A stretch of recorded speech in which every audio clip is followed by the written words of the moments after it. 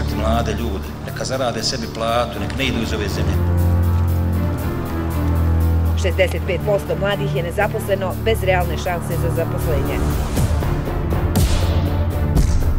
Pokrenuti sve ono što treba pokrenuti u ekonomiji, socijalnoj politici, da bi mladi ljudi ostajali ovdje. Naša zemlja i dalje je na prvom mjestu u Evropi po sistemskoj korupciji. Nacionalizam, podjele, strah. Bosna i Hercegovina je siromašno svako 6. domaćinstvo. Da prestanemo biti mjesto gdje se školuju mladi ljudi, a da nakon toga odu negdje i svoje znanje tamo primjenjuju. Jasno je da je posao najtraženija životna stavka u Bosni i Hercegovini.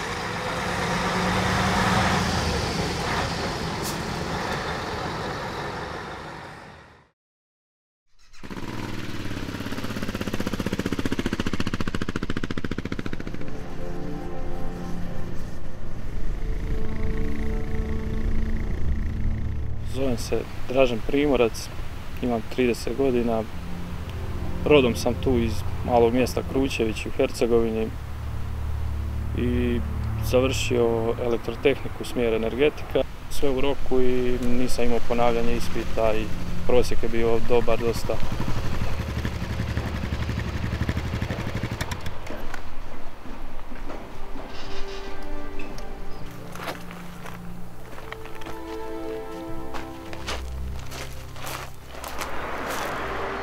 Ja sam Nira Ljevaković, rođena sam 2.8.1993. godine u Tešnju.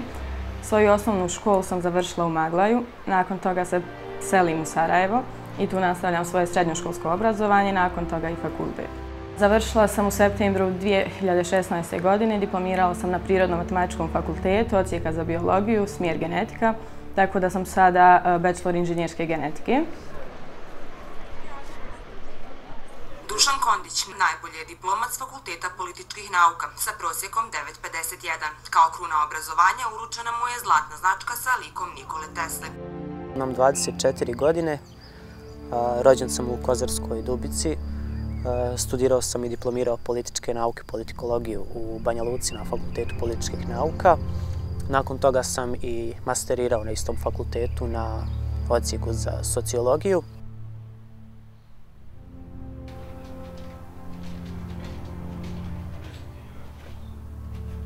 U srednjoj školi 2012. godine na naučnoj olimpijadi na Buč univerzitetu sam osvojila srebrnu medalju sa svojom kolegicom za jedan projekat koji smo napisali pod nazivom Computer Vision for the Blind People, gdje smo napravili mali uređaj uz pomoć naših profesora mentora koji bi omogućio slijepim ljudima lakše snalaženje u prostoru.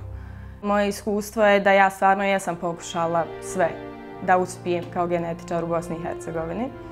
Međutim, jedino što sam uspjela da kažem, jedini uspjeh koji sam postigla nakon svog diplomskog rada jeste da sam dobila mjesec dana praksu na Univerzitetu kliničkog centra u Sarajevu. Sve drugo su bile odbijence, čak ne ni odbijence, nego doslovno vam se ne udostoji ni da daju objašnjenje zašto niste dovoljno dobri za određenu poziciju. Projektirao sam fotonaponske sustave i kad idete možda u Split na aerodrom, tamo na zgradi Cemexa ima ona jedna velika solarna elektrana, evo, sudjelovao sam u tome, jedna od ljepših. Ovo je prva i najveća elektrana ovog tipa u Hrvatskoj, odnosno tankoslojnih fotonaponskih modula. Spletom okolnosti sam počeo raditi u državnoj firmi ovdje, koja je svima onako malo poželjna. To je kao stipendista bilo godinu dana, poslije se nije nastavilo. Nisu ni oni bili obavezni nikog od nas zaposliti za stalno, mada je prije praksa bila da je to tako išlo. Ako si u nekog dovoljno uložio na taj način stipendije, onda je valjda i logično da ti taj čovjek može vratiti to na neki način, tako da radi tu. Ali to nije se dogodilo tako.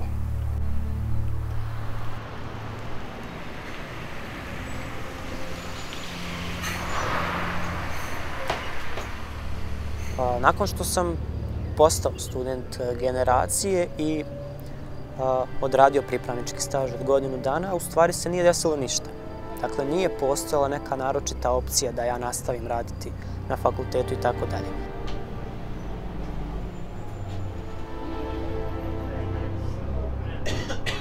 Moj prvi posao nakon što sam odradio pripravnički staž bio u šanku u jednom pubu.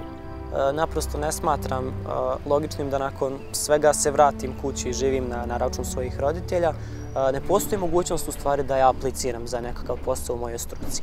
Paralelno s tim šta se dešava se to da pojedine kolege koje su iste struke koje ja saznajem da su se zaposlili u struci, onome što je naša struka, međutim niti je bio nekakav konkurs, niti se na njega moglo prijaviti i tako dalje. Danas u stvari radim u jednoj kopirnici.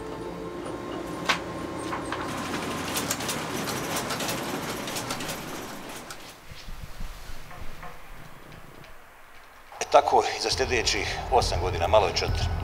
300.000 glasova 2 puta, ljudi. Ja vam obećavam 100.000 radnih mjesta.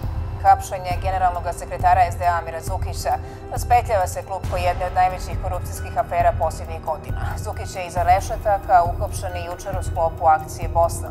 Tužiteljstvo ga tereti da je kao dio grupe sudjelovao u nezakonitim zapošljavanjima u javnim poduzećima. U Republici Srpskoj rodbina političara dobro se uhljebila. Ipak, predsjednik Republike Srpske svojoj djeci obezbijedio je privatni biznis. Njegova desna ruka, premijerka Željka Cvijanović, svog sina također je zaposlila u državnu firmu, ministar financija i suprugu i kćerku iz zeta. Stručnost njihove rodbine malo je stručnija u odnosu na sve ostale. Čak i ako su slučajevi zapošljavanja zakoniti, oni nisu moralni, naročito ne u vrijeme kada Bosna i Hercegovina preživljava najteže ekonomske nedaće. Dragan Čović zaposlio je obje kćerke i zetove. Njegovim stopama išla je i ministrica Jelka Miličević te Vjekoslav Bevanda.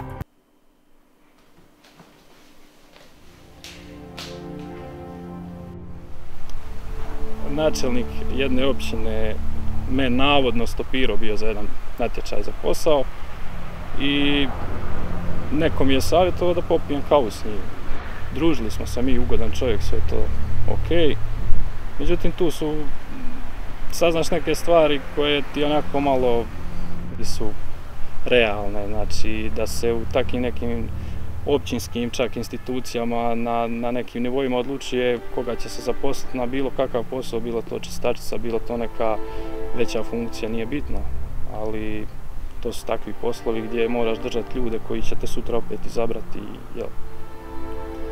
To tako funkcionira, da se vrednuju neke stvari kao nečije predispozicije i kvalitete, to teži slučaj. Nakon svog tog razgovora jedna je rečenica bila kao idem sutra kod šefa pa ću te spomenuti, a šef je u HDZ-u 1 ovdje, jel? Hvala ti, draga.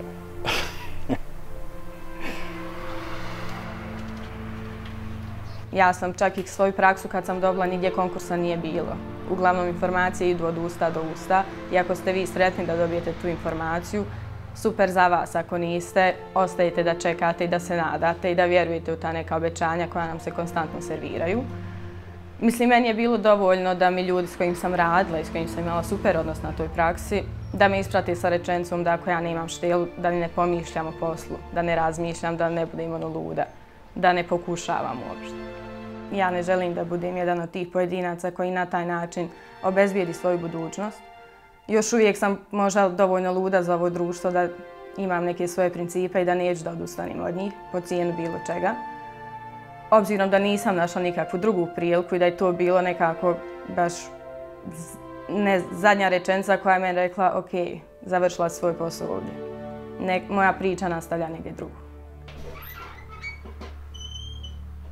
Za ovih 5 mjeseci od kako sam završio pripravnički staž do danas sam imao nekoliko opcija gdje u stvari je indirektno bilo uđi u odgovarajuću stranku, nebitno koja je ona bila, pa eventualno ćemo vidjeti šta će biti i tako dalje. I ja otprilike bih doživljavao ulazak u stranku radi posla, radi nekakvih beneficija i tako dalje, kao poraz onoga svega što sam radio prije toga. Dakle, tokom 4 godine osnovnih studija sam se trudio biti najbolji, studirao, učio i tako dalje. I sada u stvari jedan potpuno drugi kriterijum meni omogućava da da obezbijedim svoju egzistenciju. U suštini šta to govori? Pa to govori da meni u stvari nije bilo potrebno da ove 4 godine studija. Nije mi bilo potrebno da se trudim biti najbolji, na kraju postanem najbolji. Bilo je potrebno da to riješim za jedan dan ulaskom u ovu ili onu stranku. Više od 20 godina gotovo isti političari u Bosni i Hercegovini ostaju u vlasti na osnovu politike sukoba, te proizvodnje straha i tenzija između 3 konstitutivna naroda – Srba, Hrvata i Bošnjaka. Produbili su nacionalne podjele, a jedini ekonomski uspjeh im je enormno uvećanje vlastite imovine. Ja se neću buniti protiv trećeg entiteta uopće, to je jedno od rješenja uređenja Bosne i Hercegovine. Ne želim da se odreknem svojih snova, da Republika Srpska i Srbija budu jedno. Radit ćemo dronove, zaokružimo potpunu proizvodnju svako vrste municije, raketnih sistema i tako dalje. Radit ćemo to i za tržište, ali i za ne daj Bože. Ne bih isključio mogućnost pojedinačnih incidenata, pojedinačnih nekih sukoba. Naše političke elite boje se nečega što ne bi imalo negativnu konotaciju u kontekstu međuetničkih odnosa. Jer onda bi izgubili najmoćniji mehanizam kojim u stvari vladaju i opstaju na vlasti. Onda bi se sa tih političkih tema morali prebaciti na društveno-ekonomske teme gdje apsolutno negativno stoje. Nedodirljivi su dok su na tim pozicijama i onda se bore svim i svačim da budu na njima, vjerovatno. A što misliti o njima? Nijednog nisam upoznao osobno da bi mogao nešto misliti, ali njihova dijela onako govore dosta. Nisu pokazali puno dobrog. Sve je tako pametno smišljeno, čisto da se fokus prebaci na nešto drugo, a da ignorišemo bitne stvari. Bitne stvari kao što su ove da mladi konstantno odlaze, mladi pametni ljudi koji su potpuno obrazovani, koji bi mogli da služe svojoj državi, da učine je boljom. Niko za njih ne mari, niko ih ne zadržava apsolutno nijednom prilikom.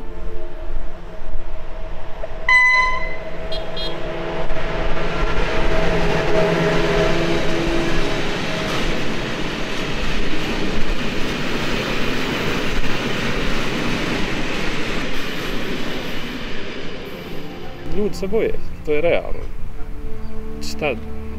Svak gleda sebe i teško je, ali mladi se mogu organizirati i napraviti nešto, samo im se ne daje dovoljno prostora.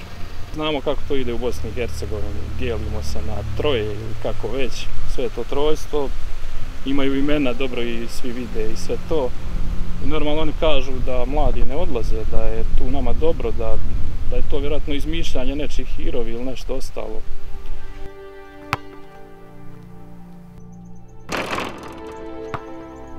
Podjele dolaze s vrha, mi ovdje mali ljudi nemamo s tim problema i imamo puno prijatelja raznih nacionalnosti i vjera. Nacionalnost i vjeru odmah treba podijeliti, to kod nas nije podijeljeno i to je onako smiješno. Nekom u papirima piše ovom, nekom ono i sve to i okej, ti se tu nalaziš. Ja sam rođen u Bosni i Hercegovini, Hrvat sam, ali meni je ovo zemlja.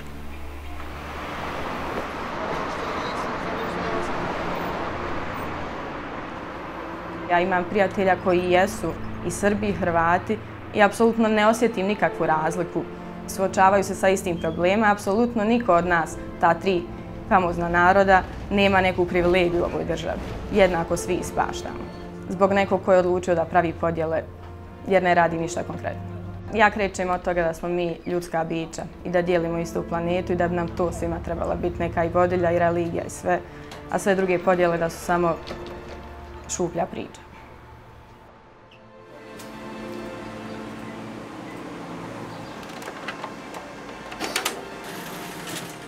Ja jesam Srbin, ali to ne znači da treba da sad izbjegavam druženje, viđanje i tako dalje sa nekim koje druge nacionalne i etničke pripadnosti. To je naprosto nekakva pripadnost koja nam je samim rođenjem data i apsolutno nismo zaslužni za nju u nekom pozitivnom, kvalitativnom smislu. Naravno, nije ni u negativnom smislu, ali je nešto što mi tek onda treba da nadgradimo samim tim da li ćemo biti što jedan čovjek kreće ljudi ili ne ljudi u svemu tome.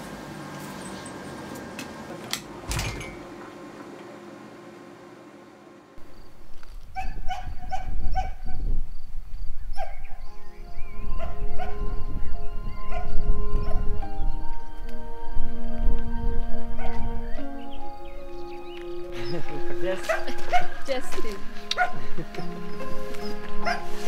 Kako je? Evo, dobro.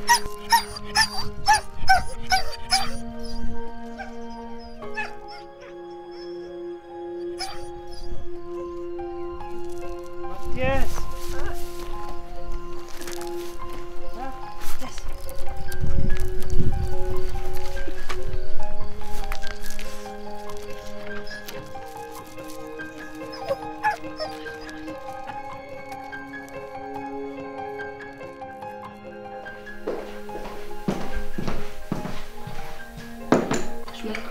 Ne mogu, neću. Što? Što? Neću, jesti. Kolačić? Ne mogu. Se mora. A onako, nisam. Šta kaže stari, kad će se vratiti, ko zna? Misliš kad će doći malo? Da. 7. Prije 7. neće. Da. Čuo sam se ja s njim neko večer zaboravio ga pitati. Kako ti radite? Pa dobro je. Šta znam, lakše je nego ono što sam bio u pubu, tako da znam koja je smjena otkad. A rekao sam ja tebi nije lako tacnu noć.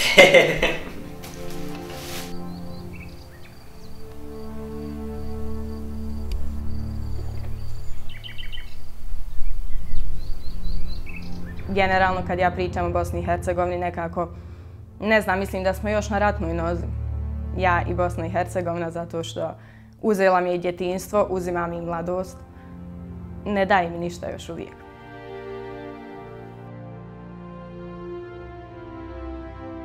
Školuješ se i misliš to će ti obezbijediti nešto što bi realno i trebalo.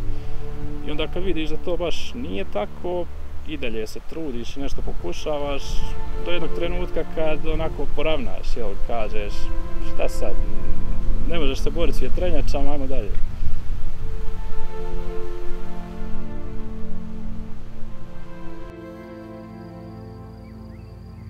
Nekako stičem utisak da ovakav kakav sam u stvari ovdje ne treba.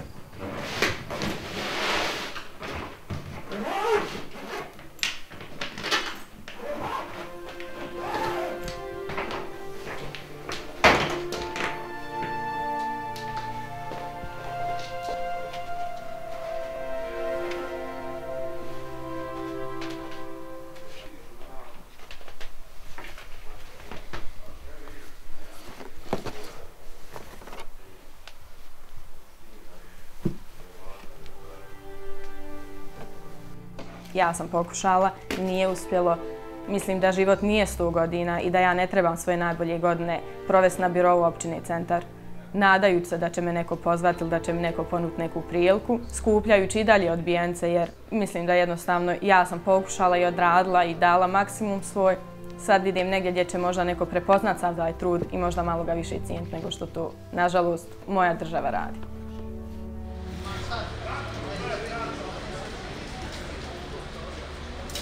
Ja odlazim u Njemačku bez da znam šta me tamo čeka, ali mijenja stvar činjenica da ovu negativnu sigurnost ovdje mijenjam za pozitivnu neizvjesnost.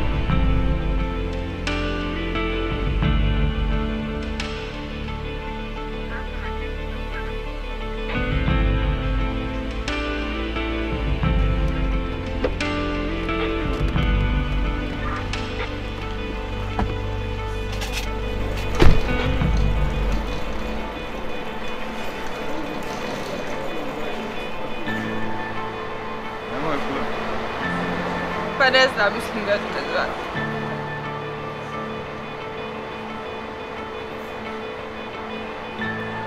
Aha.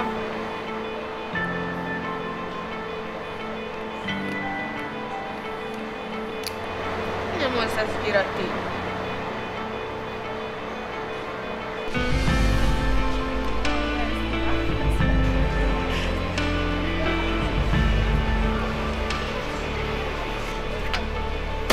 Jutro. Znači, gospodine, dok vidjeti.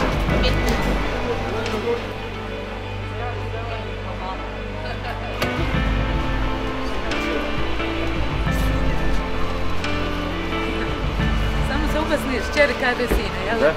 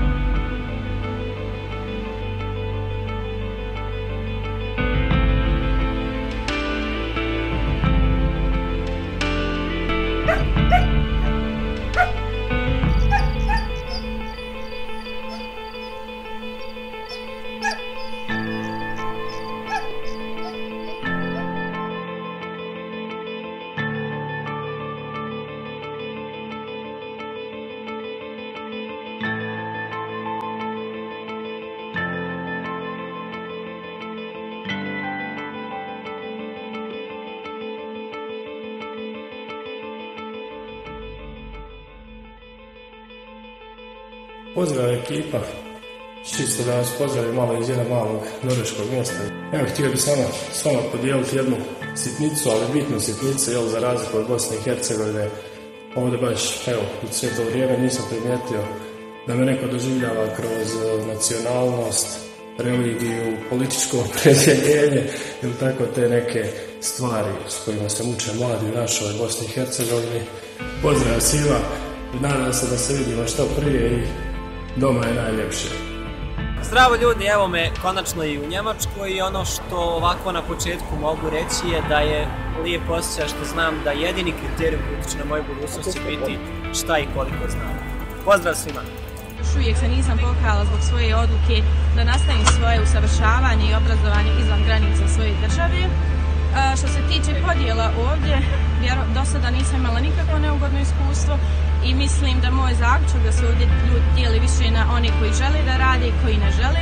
I ako ste pripadnik ove prve skupine, definitivno da imate više mogućnosti za usavršavanje i napredovanje.